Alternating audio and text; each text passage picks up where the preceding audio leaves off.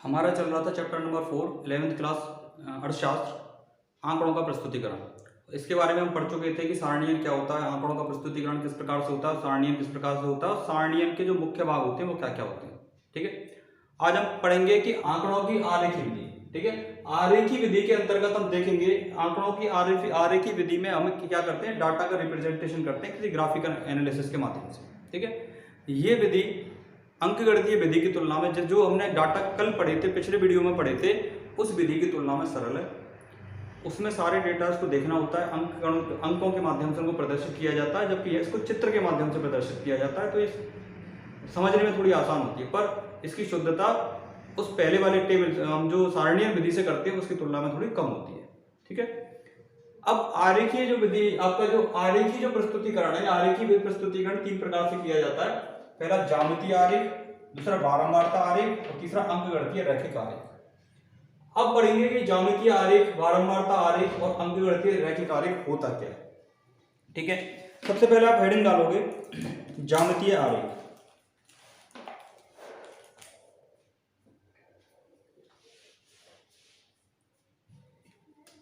ज्यामितीय आरेख, दंड आरेख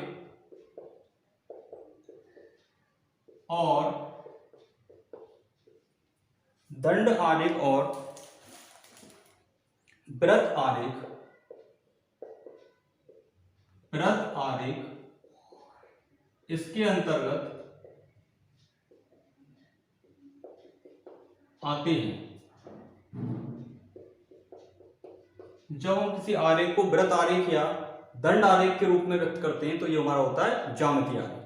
ठीक है, अब हम बात करेंगे कि दंड आरेख कितने प्रकार का होता है। हमने बात करी दंड आरेख और वृत्त आरेख, तो हम देखेंगे दंड आरेख क्या होता है और वृत्त आरेख क्या होता है। इसके अंदर एक पॉइंट डालेंगे, दंड आरेख। ये दंड आरेख क्या होता है? ये दंड आरेख 2 प्रकार का होता है, हिंदी में इसको बोलते हैं 3 प्रकार का होता है, सरल दंड, बहुदंड और घटक दंड आरेख। ये जो दंड आरेख होता है ये होता है फर्स्ट सरल दंड आरेख, दूसरा होता है बहुदंड आरेख, तीसरा होता है घटक दंड आरेख। घटक दंड आरेख 3 प्रकार का हमारा होता है दंड आरेख, सरल दंड, बहुदंड और घटक दंड। सरल दंड में केवल एक डाटा रिप्रेजेंट किया जाता है, तुलना नहीं की जाती। बहुदंड में एक से अधिक डाटा प्रेजेंट किए जाते हैं। बहुदंड, इसको भी डिटेल में हम पढ़ेंगे, सब बच्चे इसको नोट कर लो। ठीक है, सबसे पहला सरल दंड आरेख।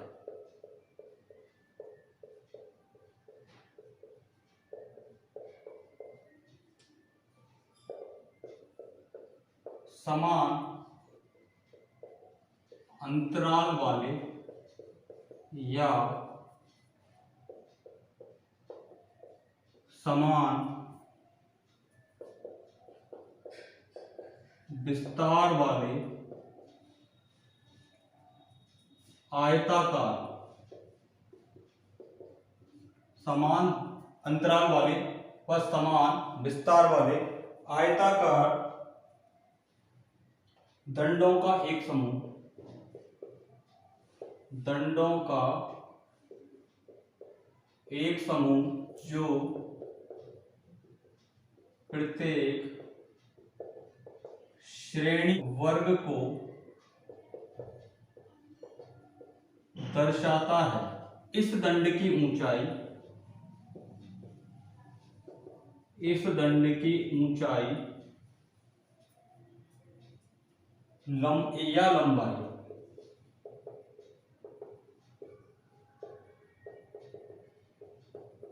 आंकड़ों के परिणामों को प्रदर्शित करती है। देखिए, दंडों का एक समूह जो प्रत्येक श्रेणी वर्ग को दर्शाता है, इस दंड की ऊंचाई या लंबाई आंकड़ों के परिणामों को प्रदर्शित करती है। ठीक है ना, ये होता है सरल दंड आरेख। तो आपको इसको एग्जांपल से समझने की कोशिश करनी। अच्छा, इसमें एक लाइन और लिख लूं, यह बारंबारता, यह बारंबारता या गैर बारंबारता वाले हो सकते हैं।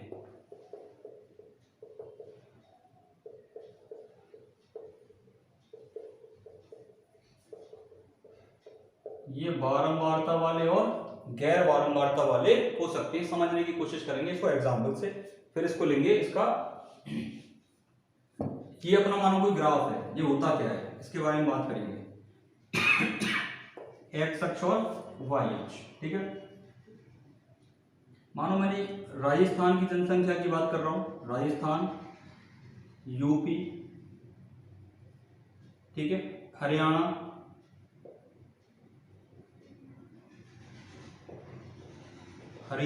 ठीक है। ये आपके क्या है, जनसंख्या। हाँ, इसकी जनसंख्या ये है, मैं इस दंड से इसको रिप्रेजेंट कर दिया। यूपी की जनसंख्या ये है, मानो मैंने इस दंड से रिप्रेजेंट कर दिया। हरियाणा की मानो ये है, मैंने इसको इससे रिप्रेजेंट कर दिया। ये बराबर, इसकी चौड़ाई क्या होती है, बराबर, ठीक है। मैं बना नहीं पा रहा, मैं इसकी चौड़ाई और इसकी दूरियां और चौड़ाइयां क्या होती है, हमेशा बराबर। ये जनसंख्या का जो आंकड़ा है, अब हमको देख के बता देंगे भाई राजस्थान की जनसंख्या कम है, यूपी की ज्यादा है, हरियाणा की उससे भी ज्यादा है। तो इस तरह का जो दंडालेख होता है वो कैसा दंडालेख होता है, आपका सरल दंडालेख। ऊंचाई से हम बता देते हैं किसकी ज्यादा और किसकी कम है। कोई भी डाटा यहाँ रिप्रेजेंट कर सकते हैं। मैंने ले लिया है जनसंख्या, ठीक है। अब देखिए, ये जो दंडालेख बनाया हमने, ये पूरी 100% एक्यूरेसी से हमको आंकड़ों को प्रदर्शित नहीं करता है कभी, ठीक है। इस तरह का जो डाटा होगा, अब इसको समझेंगे समान अंतराल वाले या समान विस्तार वाले। इसको बनाने के लिए समान होना चाहिए आपका समान अंतराल। इसकी चौड़ाई क्या होती है, बराबर, ठीक है। इनके बीच का अंतराल क्या है, बराबर। ये जो ये अंतराल बराबर है। विस्तार वाले आयताकार दंड, इनकी ये किस तरह की शेप है, आयताकार शेप है, ठीक है। दंडों का एक समूह जो प्रत्येक श्रेणी वर्ग को दिखाता है। ये राजस्थान की जनसंख्या को दिखा रहा है, ये यूपी की जनसंख्या को दिखा रहा है, ये हरियाणा की जनसंख्या को दिखा रहा है, प्रत्येक वर्ग की जनसंख्या को दिखा रहा है। इस दंड की ऊंचाई या लंबाई आंकड़ों के परिणामों को प्रदर्शित करती है। इसकी ऊंचाई या लंबाई आंकड़ों का परिणाम प्रदर्शित कर रही है कि इसकी जनसंख्या इतनी है, इसकी यूपी की राजस्थान से ज्यादा है, हरियाणा की दोनों से ज्यादा है, परिणाम प्रदर्शित कर रही है। यह बारंबारता या गैर बारंबारता वाले हो सकते हैं, इसको पढ़ेंगे अभी आगे, ठीक है। गैर बारंबारता वाले कब हो सकते हैं, गैर बारंबारता वाले कब हो सकते हैं। ये होता है आपका कैसा आलेख, सरल दंडालेख। अब इस सरल दंडालेख की विशेषताएं क्या हो सकती हैं, विशेषताएं हम बना के लिख रहे हैं, बुक में क्लियरली नहीं है आपकी विशेषताएं। पहला, ये समान अंतराल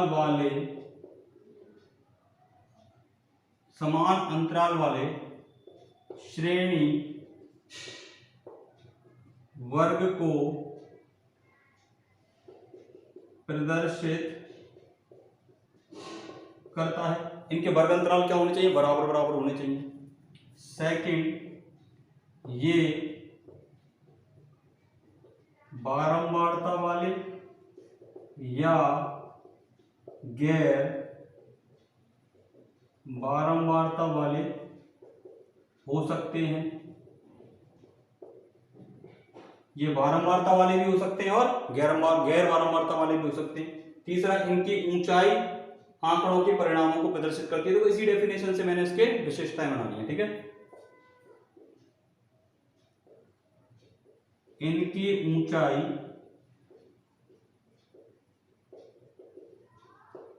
आंकड़ों के परिणामों को प्रदर्शित करती है। इनकी ऊंचाई आंकड़ों के परिणामों को प्रदर्शित करती है। अच्छा, एक और इसका हो सकता है, इनको बनाना सरल है, इनको बनाना सरल है, ये बहुत सरल मेथड। 4 प्रकार की इसकी विशेषताएं हो सकती हैं, ठीक। नेक्स्ट अब हमारा आएगा बहुदंडालेख। बहुदंडालेख क्यों बनाया जाता, बहु से पता लग रहा है, इसमें एक से अधिक आंकड़ों को प्रेजेंट किया जाता है। जैसे जब, इसका डेफिनेशन लिखेंगे, जब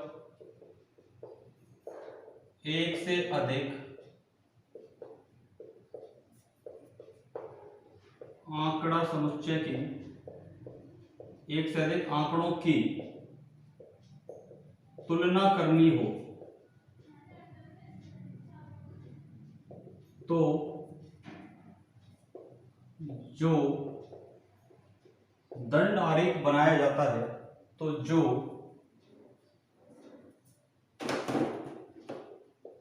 दंड आरेख बनाया जाता है उसे बहुदंड आरेख कहते हैं। ठीक है, अब ये बनता कैसे है देखो, इसके लिए इसका एक डाटा बना लेते हैं। ये मैंने मान लिया एक्स अक्ष और ये वाई अक्ष, और यहां पे है जनसंख्या।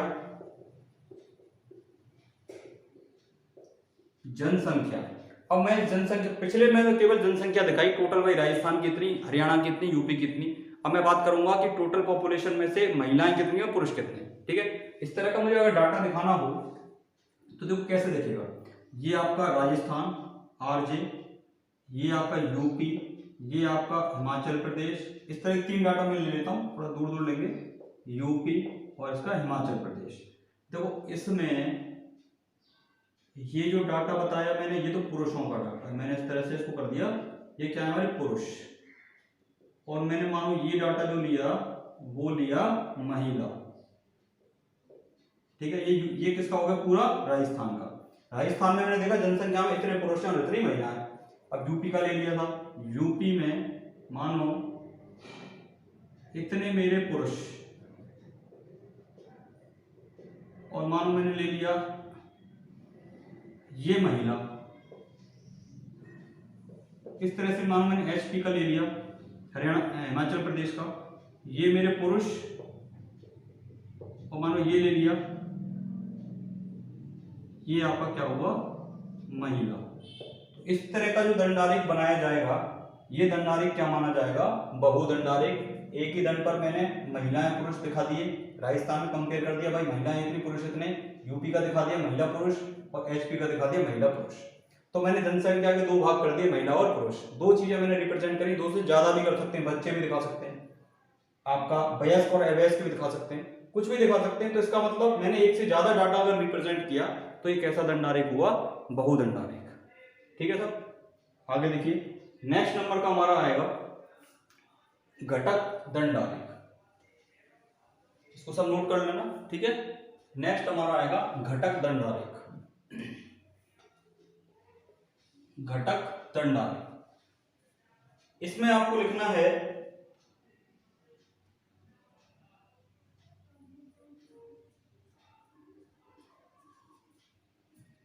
जब एक से अधिक घटकों को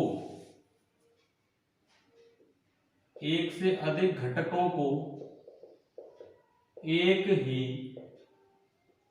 दंड आरेख पर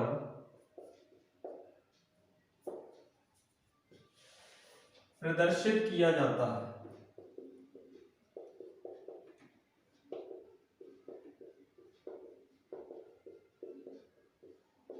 तो इसे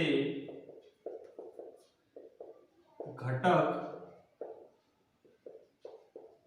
दंड आरेख कहते हैं। मैं एक से अधिक डाटा को जब एक ही दंड पर प्रदर्शित कर रहा हूं तो क्या बोलेंगे, घटक दंड आरेख। कैसे बनाते हैं, तो घटक दंड आरेख। इसमें तो ये तो क्या था, बहुदंड आरेख, इसमें दो दंड बनाए मैंने। ठीक, अब एक ही दंड बनाऊंगा, कैसे होगा। मान के चलो यूपीएचपी की जनसंख्या महिला पुरुष दिखानी मुझे। ठीक है, एक ही दंड बना रहा हूं, मेरी टोटल पॉपुलेशन कितनी है, ये है, ये मेरी टोटल पॉपुलेशन है। इसमें ये वाला पार्ट मैंने ब्लैक कर दिया, ये जो ब्लैक वाला पार्ट है ये तो है पुरुष। ठीक है, और ये पार्ट है महिला, ये महिला और ये आपका पुरुष। इसी तरह से यूपी का मैंने ले लिया, ये मान लिया यूपी में इतने तो पुरुष हैं, ये तो आपके हो गए पुरुष। ठीक है, और ये आपकी हो गई महिला। टोटल पॉपुलेशन में इतने पुरुष और इतनी महिला, इतने पुरुष और इतनी महिला। इसी तरह से मैंने इसका एचपी का ले लिया, माना एचपी में ये पुरुष हो गए,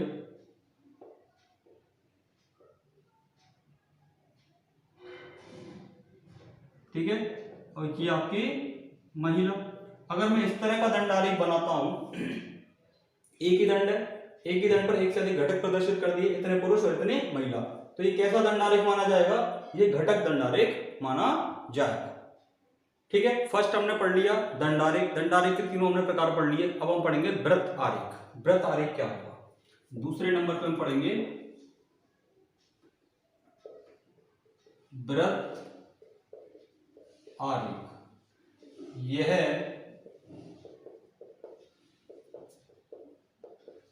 एक प्रकार का दंड आरेख, यह एक प्रकार का दंड आरेख ही है, किंतु इसमें आंकड़ों को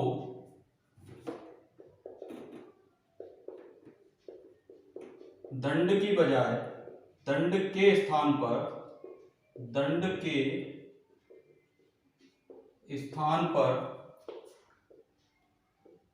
वृत्त के माध्यम से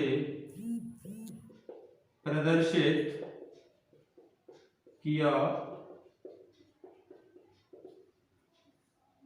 यह एक प्रकार का दंड आरेख ही है, किंतु इसमें आंकड़ों को दंड के स्थान पर वृत्त के माध्यम से प्रदर्शित किया जाता है, तथा प्रत्येक आंकड़े के लिए एक कोणीय मान दिया जाता है। और कोणीय मान कैसे दिया जाता है? देखो, कोणीय मान मतलब डिग्री निकाली जाती है, उसकी क्या निकाली जाती है? डिग्री। ठीक है, एक्स डिग्री, कितना डिग्री का मान है उसका? इसका फॉर्मूला होता है मान, जो भी मान होगा बटे कुल मान इंटू 360 डिग्री। ठीक है, मैं मान के चलो पुरुष, महिला, बच्चे, इन सब का एक आंकड़ा बनाता हूं जनसंख्या का। एक वृत्त बना लेंगे। मान के चलो ये तो हमारे हो गए पुरुष, इसको मैंने ऐसे रिप्रेजेंट कर दिया। ठीक है, मानो ये हमारे हो गए, ये तो बच्चे हो गए। ठीक है, ये मेरे हो गए पुरुष, पुरुष को ऐसे बना दिया मैंने। ठीक है, और ये मेरी हो गई महिलाएं, महिलाओं के लिए मैंने इस तरह का डेटा बना दिया। ठीक है, मान के चलो मेरे 30 लाख की जनसंख्या है। 30 लाख की जनसंख्या में देखो, ये जो मैंने बनाया अभी, ये तो बनाया महिला, और महिलाओं की जनसंख्या मानो 8 लाख। ठीक है, मैंने बनाया जैसे ये साइन किसका था? इसको माना मैंने पुरुष, और पुरुष की जनसंख्या मैंने मान ली मानो 15 लाख। ये तो ज्यादा 15, इसको महिला की बजाय इसको मान लो, इस वाले साइन को बच्चे, छोटे से बच्चे का मान लो आप 4। ठीक है, ये वाला मान लिया मैंने पुरुष, और पुरुष का डाटा थोड़ा सा बड़ा कर लो, ये हो गया पुरुष।